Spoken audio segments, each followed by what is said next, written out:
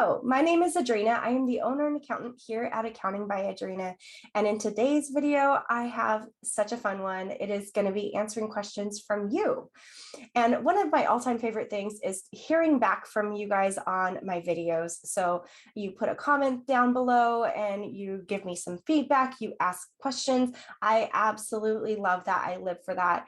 And in today's video, I'm going to be answering 3 questions from you guys that I felt like needed a little bit more of an expanded version and not just a short answer in a comment box below. So let's go ahead and dive right in. The first one is from Gary Curtis. He says, excellent presentation. Thank you so much.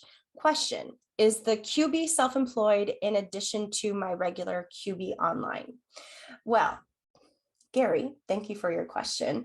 I wanted to make sure that this was abundantly clear to everyone that QuickBooks Self-Employed is a completely separate thing from QuickBooks Online. So think of this in terms of levels of software. So you have QuickBooks Self-Employed, then you have QuickBooks Online Essentials, then you have QuickBooks Online Plus, and then you have QuickBooks Online Advanced. I might be missing one somewhere in between, but these are different levels of versions of software.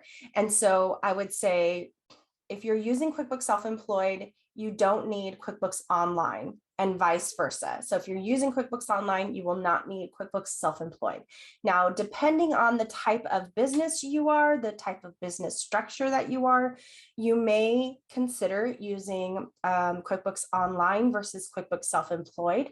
QuickBooks Self-Employed is really more towards like transactional things, and maybe you're not necessarily an LLC or an S Corp and you don't need to track your profit and loss as small businesses do, but you do need to track your income and expenses. QuickBooks Self-Employed is going to be more for you. I do have a completely separate video talking about which version of QuickBooks is right for you. So I'll go ahead and link that down below in the description box for you. All right, and for our second question, it is coming from Russell Vollan, and he says, trying QBSE, I buy at auctions and sell items online.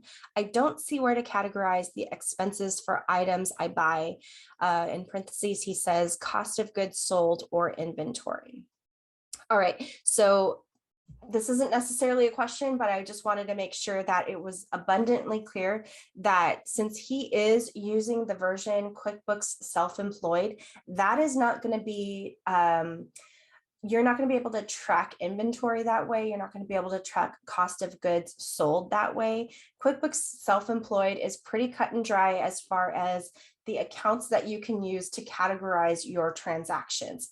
Now, one of the thoughts that I have is a little bit of a workaround since you are using QuickBooks Self-Employed and you do need to track inventory and cost of goods sold. And I believe this isn't just the first time I've had this question. So I have an idea and I want to show you guys what I would do if I was in your shoes using QuickBooks Self-Employed. Aside from upgrading to a QuickBooks Online version that might be able to track inventory and cost of goods sold. So that would be the QuickBooks Plus version that I would definitely recommend if you are there financially to be able to afford that version. But since we are using QuickBooks Self-Employed, I'm going to go ahead and show you a little bit of a screen flow on how I would manage that. Okay, for this example, I'm going to be using the QuickBooks Self-Employed test drive version. So I'll leave a link below in the description box, and I'm just going to kind of like randomly show you how I would manage kind of like the cost of goods sold if I had that kind of business. So I'm just gonna like just pretend with me that some of these expenses are materials, okay? Because there's really no other way that I could just enter random transactions into this version. So we're going to call this like, so when you're using this screen here under the transactions tab, you can categorize this as business or personal, and then you can do a further category. I show you a little bit more in detail in my QuickBooks Self-Employed, the second tutorial that I did. So I'll leave that link below as well. So when we take a look at these, we're just going to pretend this is business, and then I'm going to categorize this as materials and supplies, business, materials and supplies. So, I mean, obviously you can pick, some of these other categories in the personal side. It doesn't show it here, but you can further categorize it in your own QuickBooks version. So materials and supplies, and then here we go. Okay, so this feature that I want to point you to is called the Reports tab.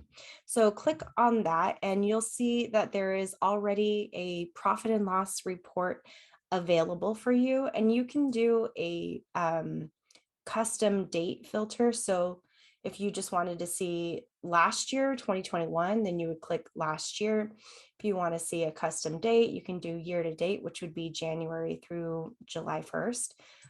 So we're going to do year to date, and then you can select how you want to see it. So you want to view it, you want to print it, download, or email. So we're going to download it. So when you come over here to download it, you can select which time period you want to download it by. Now, this particular test drive version, I can't download it as an Excel file, but you will be able to download it as an Excel file. I'm not sure why there's no option for that. But I did download it as a PDF, and I'll just kind of walk you through what I would do here. So under expenses, so obviously here's your simplified profit and loss statement. So in Excel, I would simply just move this line up below the total income. So you see total income, and then there's cost of goods sold, materials and supplies, and then it would show the total. Then you would just add a formula to get the income less cost of goods sold for total income. So I'll show you how to do that in Excel. Just copy and paste this over to Excel. But I wanted to make one more point is when you're using the transactions tab and categorizing it to materials and supplies, I would just say, as you see these materials and supplies come in for cost of goods sold, that you keep it to one category and you don't put anything else into that category. So you would just know materials and supplies is going to be your cost of goods sold account, basically. And then let me show you how I would do that in Excel. Okay, so I just highlighted everything. I'm going to do a Control-C and then come over here and do paste as text. And then you'll see the text here. I will do a quick formula here to get these into separate cells.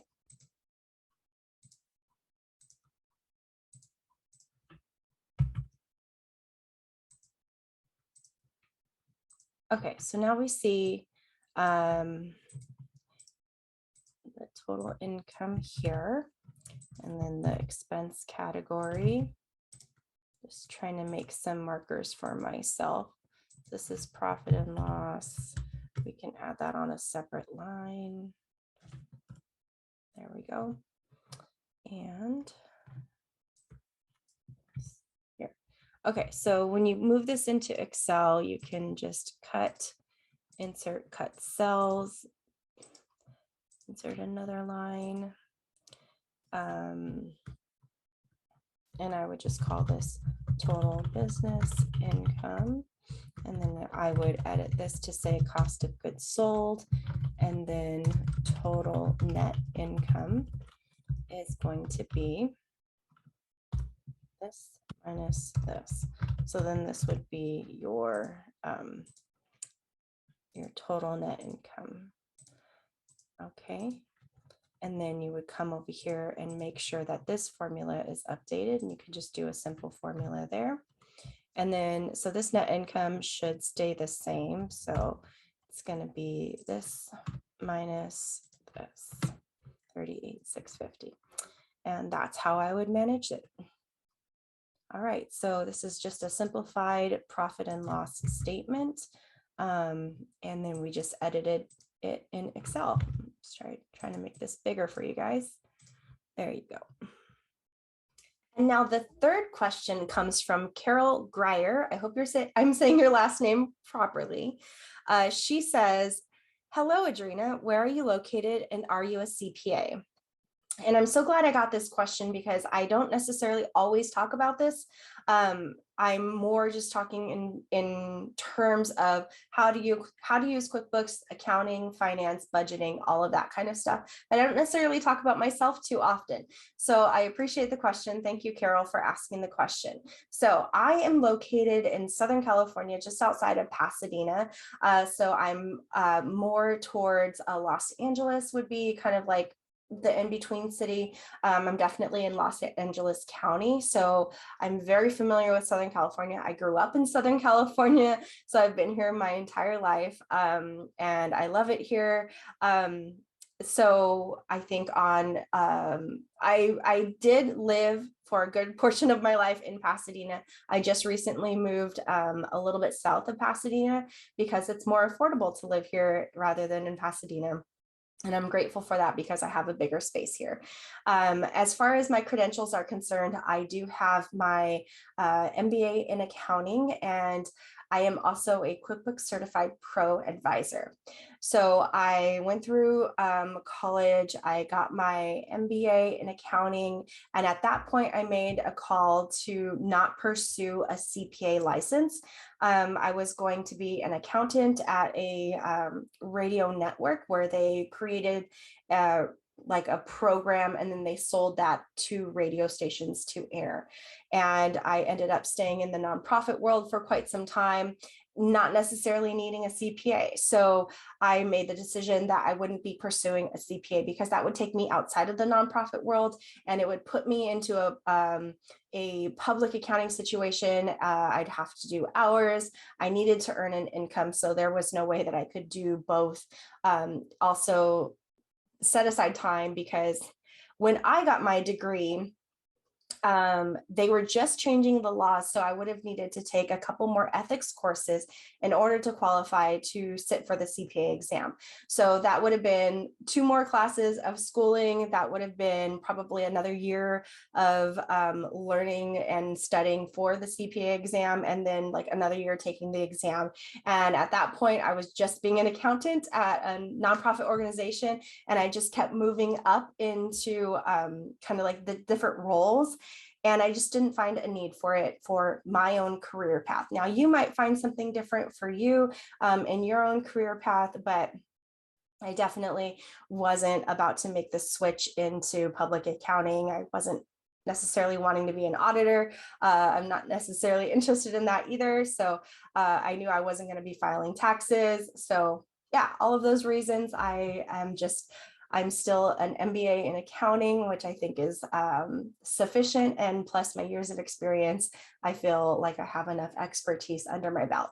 And then I also every year have to study up and take the QuickBooks online exam so I can stay current with my certification for that.